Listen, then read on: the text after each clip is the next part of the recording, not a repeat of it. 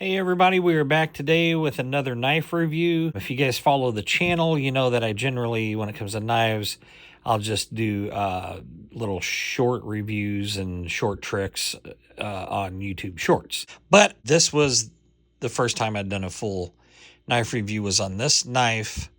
And also because of how this knife came to be and what it is and the inspiration and this, that, and the other is what led me to do the review today, which is pow, haha, the ever elusive Ozark Trail D2 blade steel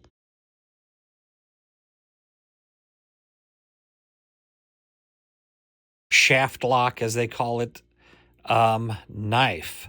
So essentially, this $5 knife, of which I will link that video to this video, this $5 Ozark Trail shaft lock stainless steel blade knife, I picked this up because I couldn't find that one. And I didn't even know they had this one. I wanted to try one of their crossbar locks, and it was better than I thought for $5, and it was kind of crazy and all that. Like I said, I'll link that video in. But because of that, I felt it only due diligence to also do a full review on this guy. Now, I'd kind of tossed around what kind of review I wanted to do. Did I want to do a comparison video, or did I just want to focus more on this for this video? And seeing as if you follow my channel, I kind of like things to be franchised, named the same with different parts, this, that, and the other. So I thought, no, we'll just do the review on this one. But the bonus to this video will be a comparison of the two, though, after we go through this guy. Bear with me, because on one of my last tricks, I got my finger pretty good with the Civivi Storm Howl over here. So here we go, the Ozark Trail D2 steel shaft lock knife from Walmart, made by Walmart, has been touted a little bit as a bug out killer. I'm not 100% sure that I would go into this with that train of thought, but I do not own Benchmade bug out, but I have played with many, and they are good knives. They're nice knives, but you know, for what, the upwards of, I don't know, 150 to 200 plus or whatever that you can get into with a bug out, you could get this for $10. At the end of the other video, I did have kind of like a pros cons written down, and we went through that. We're not going to do that this time, but I will say, spoiler alert, if you see this in the store or if you see this available online, buy it. $10, you kind of can't go wrong, number one. Number two, as I said with that one, if you want just a knife that is good enough and can be a beater that you do not have to worry about losing, dull the blade out and use it for tricks or like literally anything. Or maybe you've never tried a crossbar style lock or shaft lock. I will probably buy more if I ever find more. You could use them to give gifts, decent knife to a child, stocking stuffer. It's around Christmas right now, anything. So I had all but given up hope on finding one of these, both in-store or online. But the last time my wife and I were at Walmart, thankfully she actually said, hey, when we were on the way out, are you gonna check the knives? We're just at our local Walmart, and I had probably pretty much given up hope to find this thing, and I totally forgot to check like I normally do. Lo and behold, we go over, look at the knife case, and there's literally one of these in there. I couldn't believe they had this, and it's a good knife. So let's get to the nitty of the gritty. Okay, so the handle, plastic, to be quite honest with you. Texturing, it's actually fairly grippy. It really honestly is. It doesn't feel that slick at all. So they did a good job of texturing this plastic. It does have the option of a left side carry on the pocket clip. It's strong. Don't know what it's made out of. Lanyard holder back here as well. And as you can see, those scales are pretty thick on there. And you do have what I'm going to assume is stainless steel, but who knows, a full liner. However, that liner is hollowed out. You can see a little bit right there. I have not adjusted the centering at all, and it's not perfect, but it's not horrible either. The thumb studs are excellent. I mean, these things honestly are pretty sharp, but if you're like me and you have your thumb pretty calloused up, they grip so good. I mean, the flip is great too. So let's get to the blade while we're out here. They have their Ozark Trail branding there. I couldn't tell you what this coating is, if it's just paint or what, but pretty good sharp edge on it. And if you look over here, you do have the D2 stamped on there. So that is probably the ultimate deciding factor for this knife. A $10 knife with D2 blade, that's kind of insane. I did test it. It was pretty good with paper towels, cardboard, tape, what have you. Box opening, typical everyday light duty use. It was not super sharp to be cutting S curves into paper towels or anything like that. But I mean, what can you expect? I mean, you might be able to put a decent sharpening on there. That is not my expertise, but it's fine the way it comes.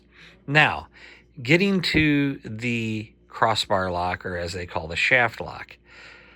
So once again, you have kind of a situation where it's pretty stiff, okay? And it likes to be almost assisted when popping out. It's a little bit less than that half leg, but certainly not a guillotine when it's unlocked. You definitely have to apply the lock to it, but it's not the worst. As you can see, the good thing is as you can see, while I press the lock, it comes out a little bit, but it's not the worst thing in the world. And I also want to point out that it does have jimping on the actual blade itself. Now, though, that being said, the jimping's not amazing. It's not real sharp, but you know what? It's there, and it also has the jimping on the liner here on the handle. So you got that all the way to the edge of the blade there. Pretty lightweight. The pivot balance, it's a little bit behind the pivot there, but not too bad.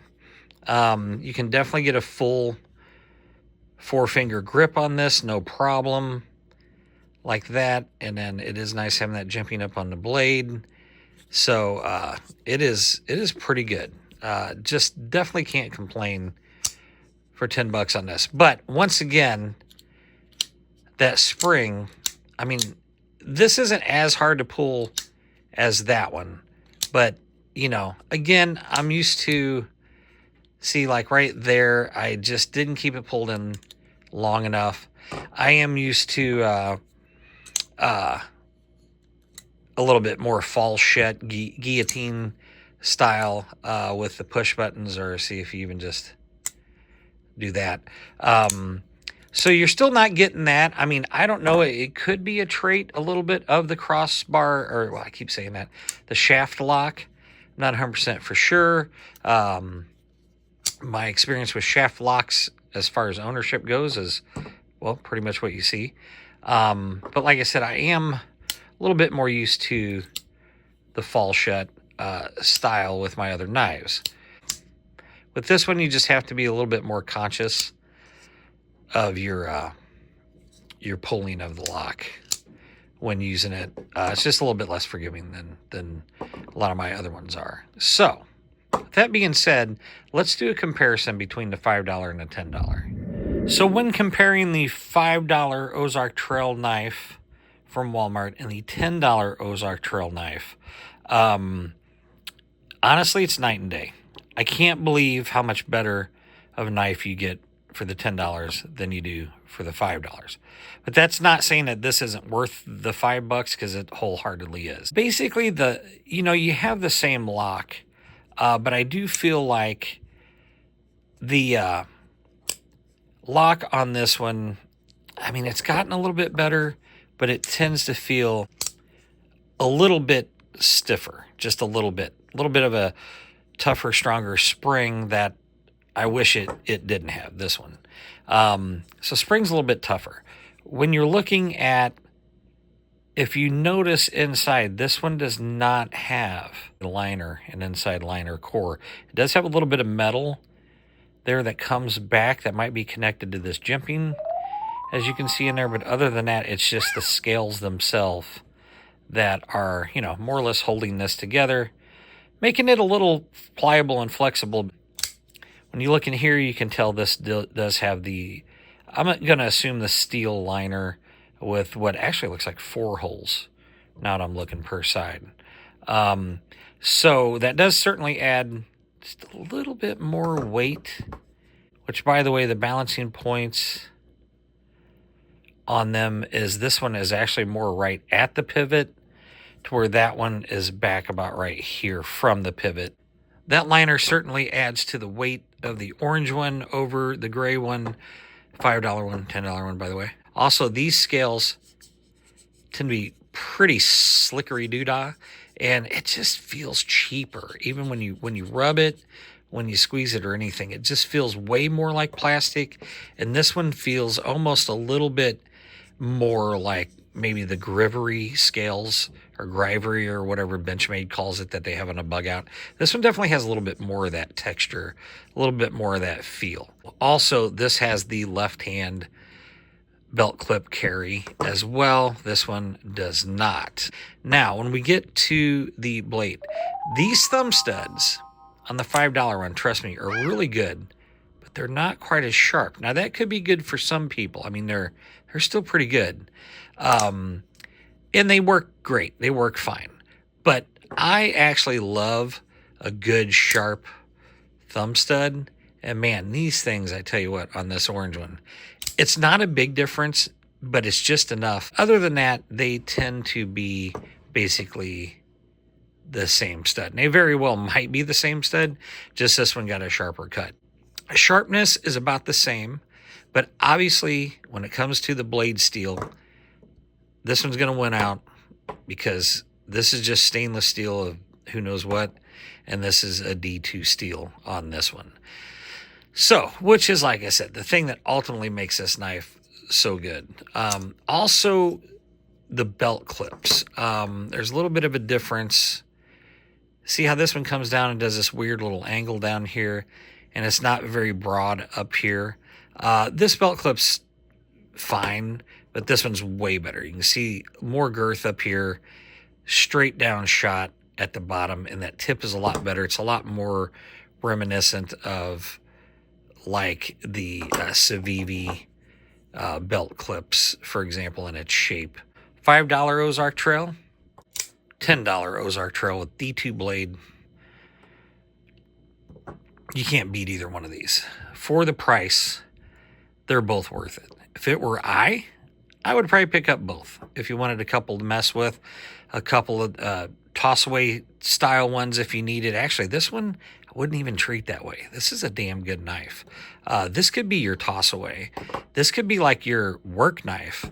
And then you could save, you know, whatever else you might have for just like everyday carry on your days off or something. You know what I mean?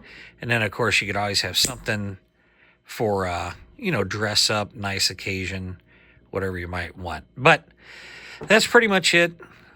Can't go wrong with either one. But today we're mainly talking about this guy. And I'm telling you right now, if you're able to get this ever elusive Wal-Mart knife, absolutely grab it. Thanks for watching, guys.